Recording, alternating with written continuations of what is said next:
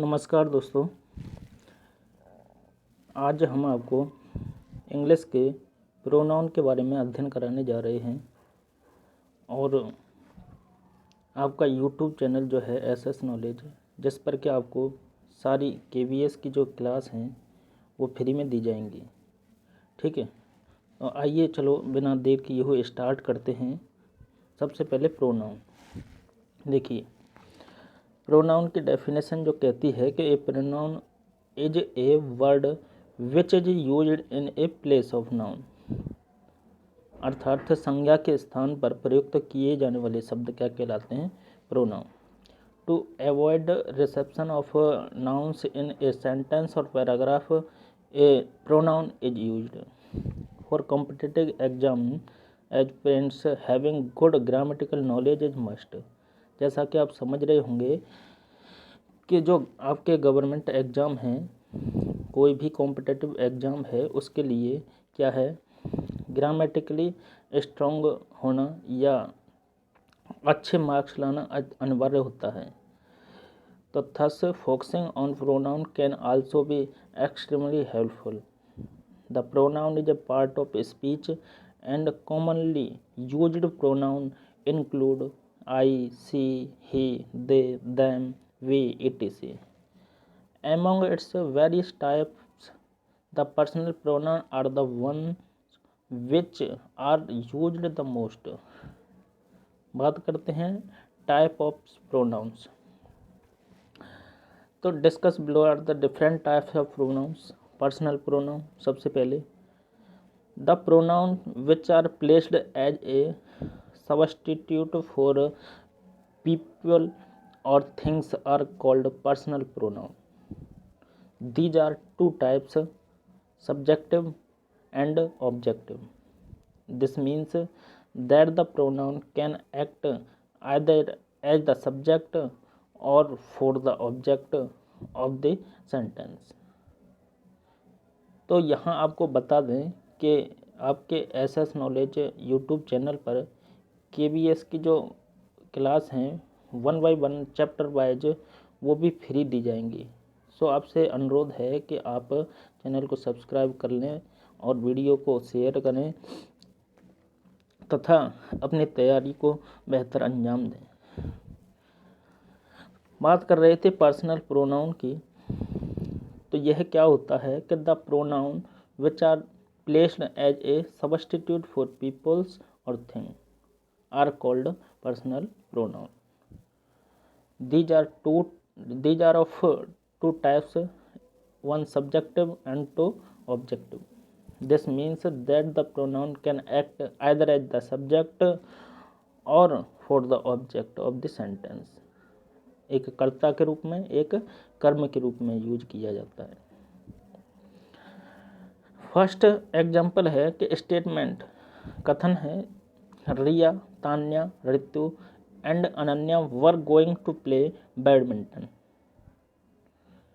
रिया, तान्या, ऋतु और अनन्या बैडमिंटन खेलने के लिए जा रहे थे। Replacing the noun with pronouns, they were going to play badminton.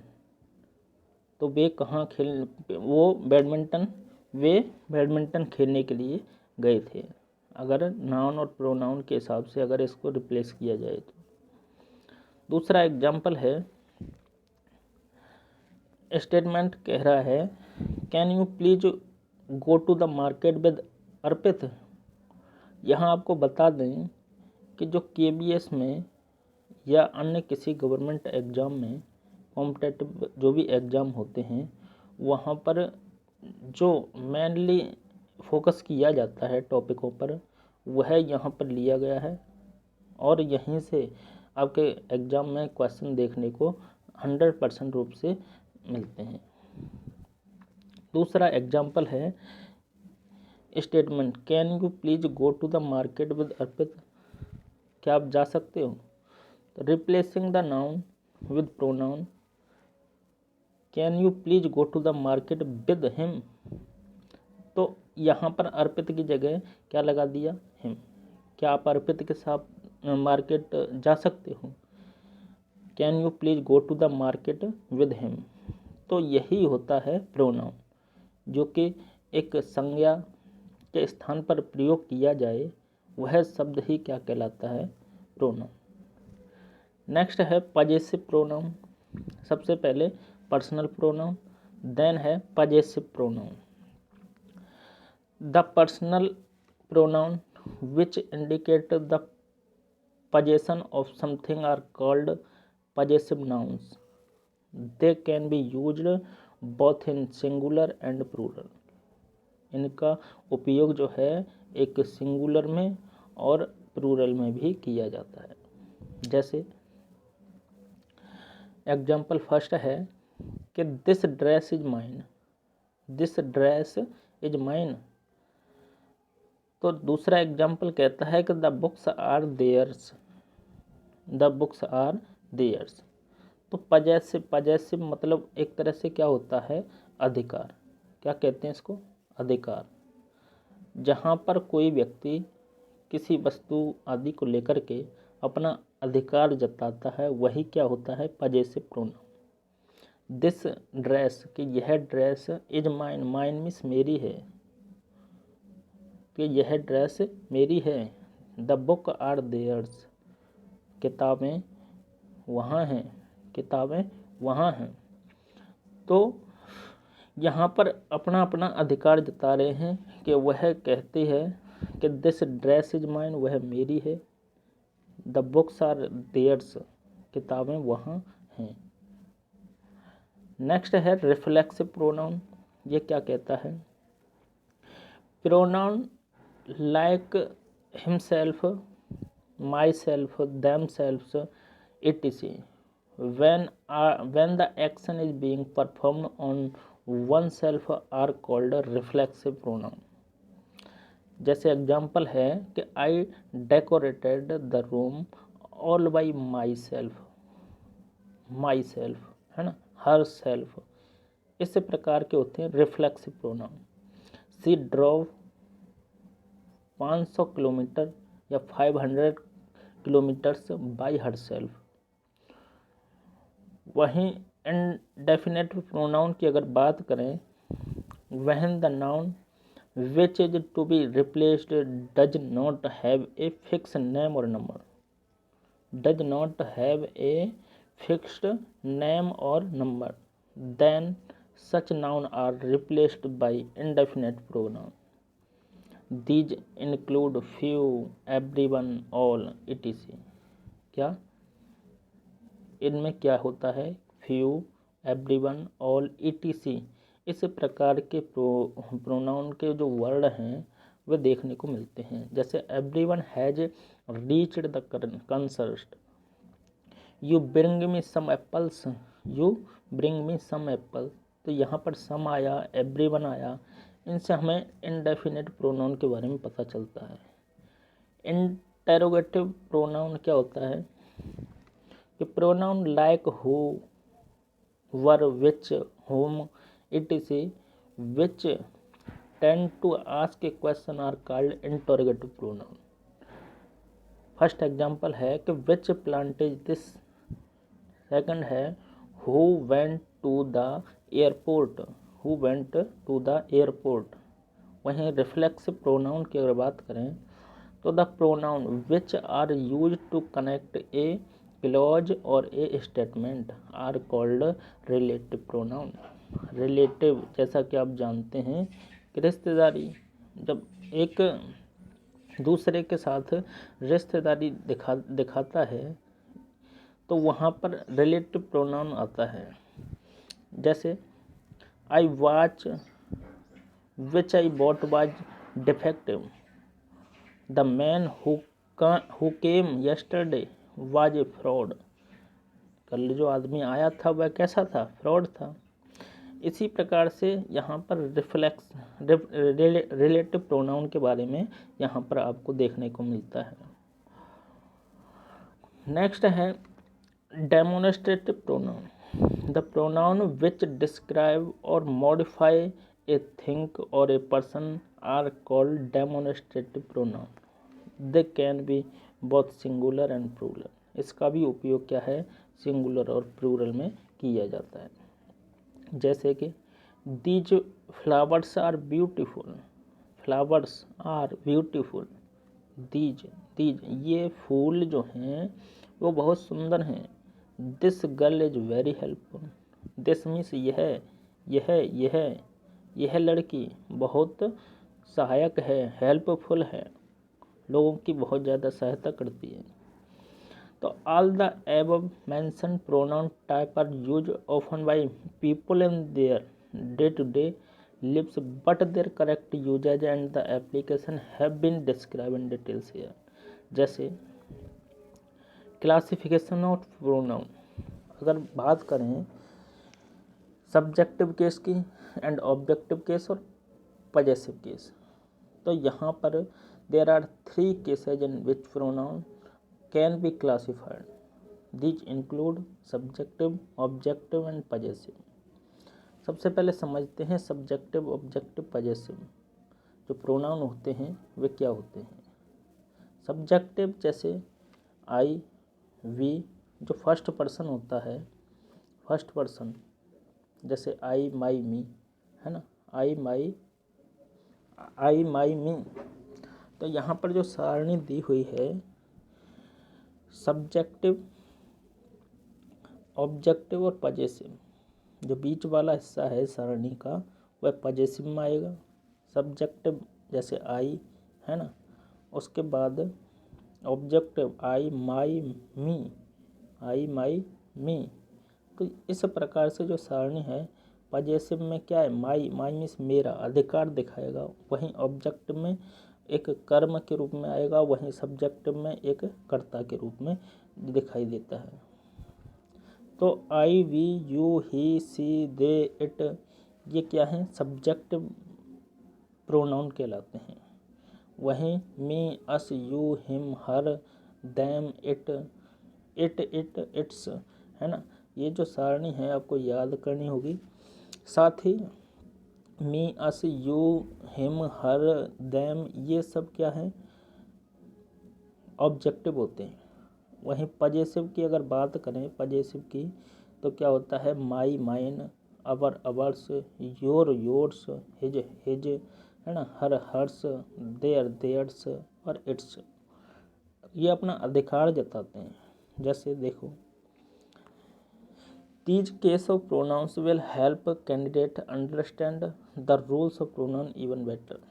Given below are a few differences between article related to English grammar and literature which will help candidate clear a few more of their doubts. Rules of pronoun. अब असली बात यहाँ आती है कि pronoun का जो rule है, नियम है, वे आपको एग्जाम में किस प्रकार से सहायता करते हैं। खास करके हम यहाँ पर लेके चल रहे हैं KVS के एग्जाम को।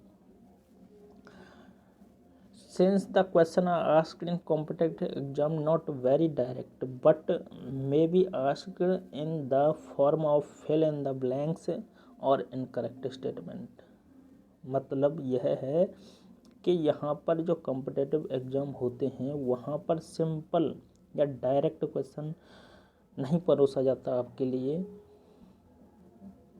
जबकि कैसा क्वेश्चन दिया जाता है, या तो कोई खाली जगह भरने के लिए दिया जाता है या कोई गलत कथन दिया होता है और उसमें से हमें सही कथन को चुनना होता है। Thus it is important for candidate to know the rule of pronoun to ensure that they make to mistake in questions based on the same।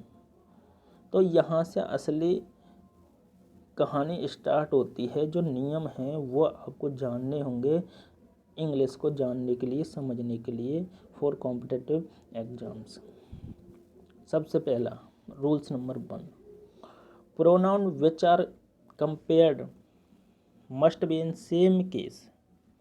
जैसे pronouns which are compared must be in the same case.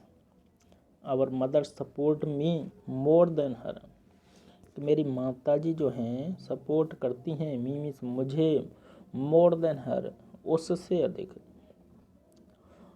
तो यहाँ पर पहला नियम क्या कहता है कि pronoun which are compared must be in the same case.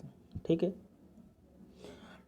Pronounce rules 2 कहता है कि object form in a sentence, एक ऑब्जेक्ट के रूप में भी हो सकता है। मतलब अवर मदर के लिए क्या शब्द आया यहाँ पर?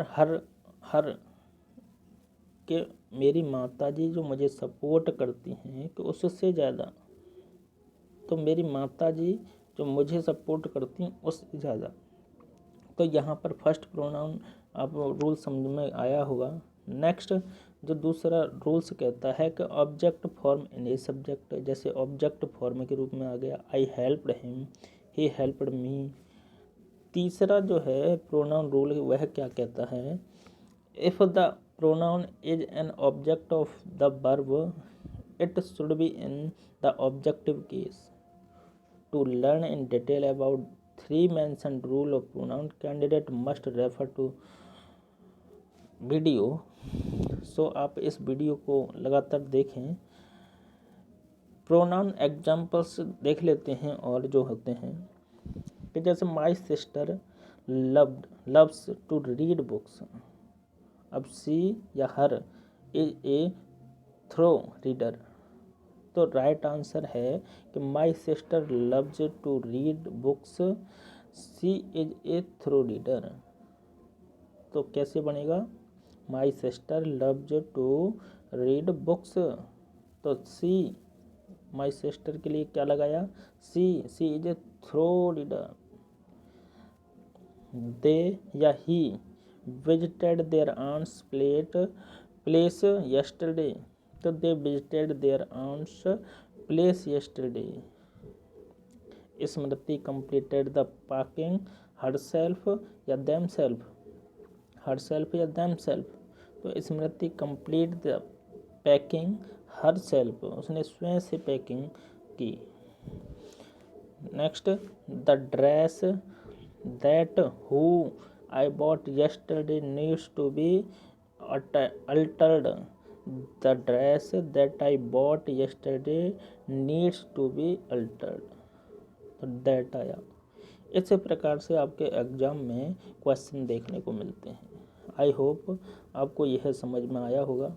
नेक्स्ट एग्जाम्पल है कि the box punch each other and one another. The boxers punch each another या each other या one another। The boxer punch each other, एक दूसरे को क्या है? एक दूसरे को क्या बॉक्स मारने लगे। These या their stairs are extremely steep, तो these stairs are extremely steep, these ना कि देयर। तो इस तरह से यहाँ पर आपके जो एग्ज़ाम हैं वहाँ पर देखने को मिलते हैं इस तरह के क्वेश्चन। सो आई होप दोस्तों आपका जो एसएस नॉलेज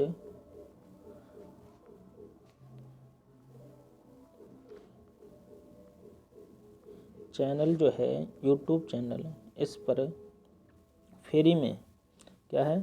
फ्री में 1 बाय 1 चैप्टर जो है यहाँ पर अध्ययन कराया जाएगा।